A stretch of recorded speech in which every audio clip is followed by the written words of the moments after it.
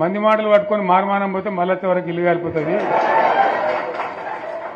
వీళ్ళని నమ్మితే అమాంతం మింగుతారు, మోసపోతాం.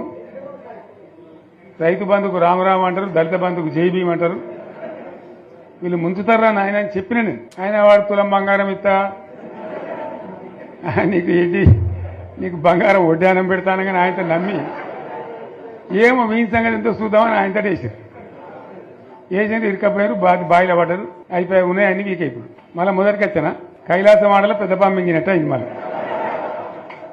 అంతే కదా, ఎవడో ఏదో చెప్తే నమ్మి ఓటేస్తే ఏమైంది అనేది ఒక మంచి గుణపాఠం ఇది తెలంగాణ గ్యారంటీగా. ఆయన పోయిన ఇప్పుడు గంగలు గడిచిపోయింది. ఇప్పుడు వాడు ఇతడో ఏడో భగవంతుని కనుక మళ్ళీ కరెంటు కోతలు మోపోయినాయి. ఎండాకాలం ఇంకేం గతి అవుతుందో మార్చి ఏప్రిల్ ఏమవుతుందో. ఇంకా అక్కడ కరెంటు కోతలు మోపోయినాయి, ఇటు మంచినీళ్ళు సరికొత్తలు, అడిగే నాతులు లేడు. ఎవడన్నా గట్టిగా నిలదీసి అడితే వాడిని పోలీస్ స్టేషన్లో పట్టేయడం.